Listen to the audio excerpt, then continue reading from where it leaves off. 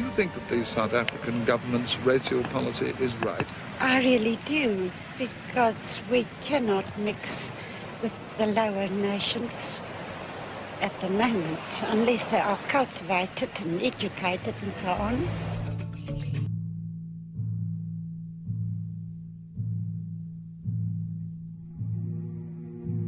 The fear that white people had of black people was so deeply internalized and reinforced by church and government and business that black town halls were burned, black churches were burned.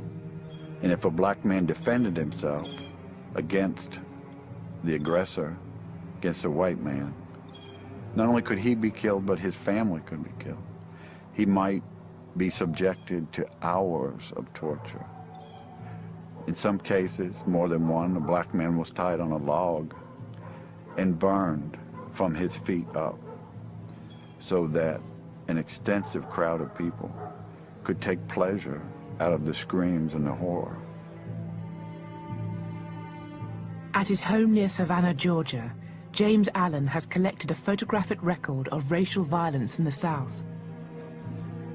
For the past 20 years, he's found horrifying pictures in the family albums of ordinary Southern homes. Many are postcards that were mass-produced as souvenirs.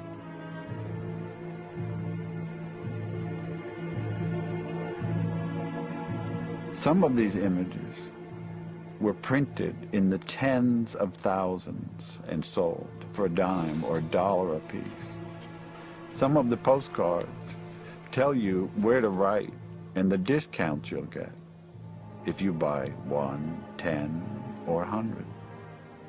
They were sold in drugstores and pharmacies. They were sold on the street. I purchased a photograph from a woman. The photographer sold them door to door. Her mother bought the image for $2.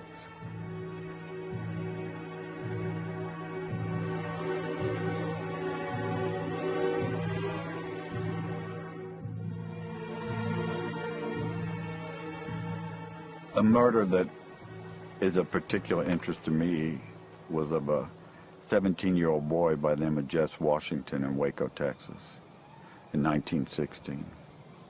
He was seriously mentally challenged. The wife of the farmer that he worked for was found dead. He was arrested. He was brought to trial. The trial took from 10 until 12. And when the jury came back at noon and found him guilty, someone in the courtroom, and it would have been anyone in the courtroom, screamed out, "Get that nigger." Then one of the worst and cruelest treatments of a human being began. Jess was kicked down out of the courthouse, down the back steps where a crowd of several hundred was waiting for him. They put a chain on his neck. There were 16,000 people crowding the street to watch this boy be tortured. Jess was tied to the chain over a branch of a tree. The fire was started. They raised Jess from the fire up into the air so that the crowd could see him. There were cheers, like at a football game, cheering the torturers on.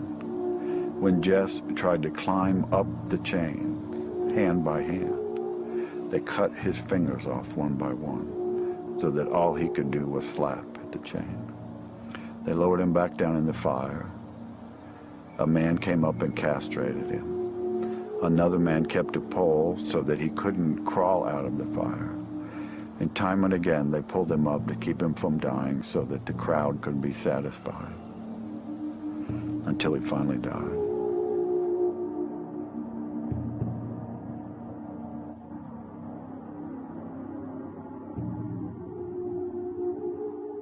Many of these murders were instigated by America's most powerful agent of racial terror.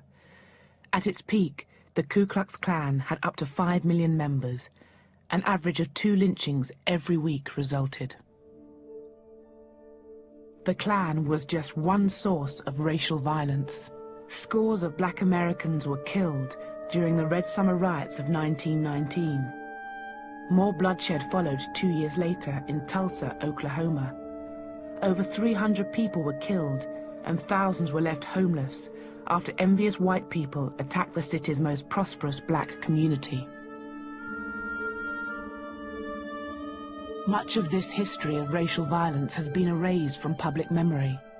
Several state archives have cut out photographs and newspaper reports of lynchings. And James Allen's attempts to show his collection in Atlanta's leading academic institutions have been repeatedly blocked. White America has maintained to this day control of the history of racial violence as victors. It's as if we live in an occupied country intellectually. And as long as white America maintains the power and maintains the myth of moral superiority, the history will never become public, fully public, and be written into our national conscience. After the Conference of Berlin in 1885, Europeans embarked on a continent-wide land grab. In less than 20 years, 90% of African territory will be placed under European colonial rule. One of the main beneficiaries was King Leopold II of Belgium.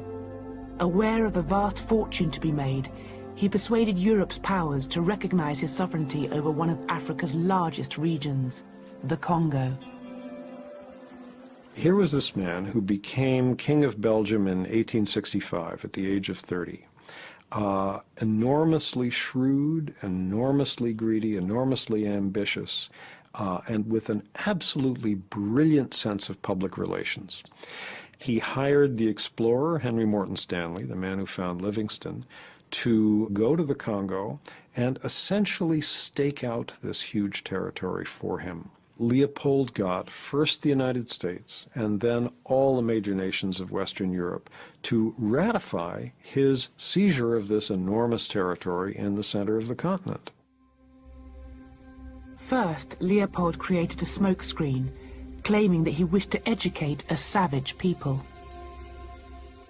They were all really fooled by Leopold because they took him at his word. They thought he was a man who's going to lose all his money in this crazy philanthropic venture. But they didn't realize what he was really after at all, which was to make himself hugely rich by exploiting brown hands and broad backs who were going to carry the wealth of Africa and load it on ships for his own personal profit.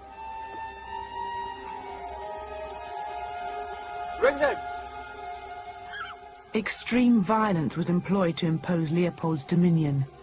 The right hands of those who failed to meet rubber quotas were severed.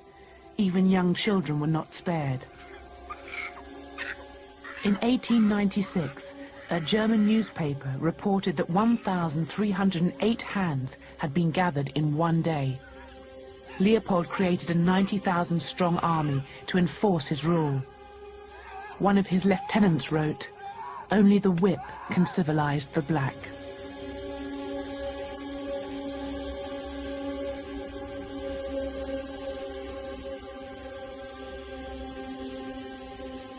They would go into village after village.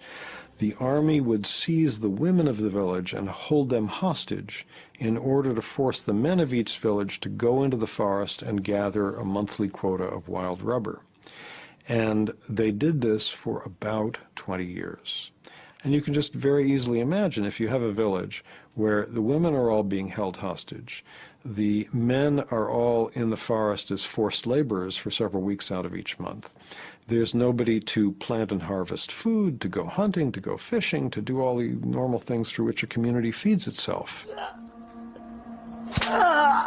So from all of these causes, starvation, being worked to death, and most of all from the disease that hit this famine-ridden population, the best estimates are that between 1880, when King Leopold first got his hands on the Congo, and 1920, that in that 40-year period, the population was slashed from about 20 million at the beginning of that period to around 10 million at the end. So an enormous loss of human life.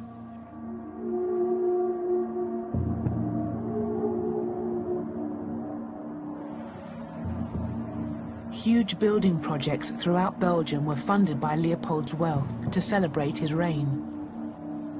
Leopold built himself a palace, now called the Museum of Central Africa, to display his spoils. To fully civilized human beings. From the late 19th century onwards, human zoos exhibiting Africans in their primitive state became popular around Europe.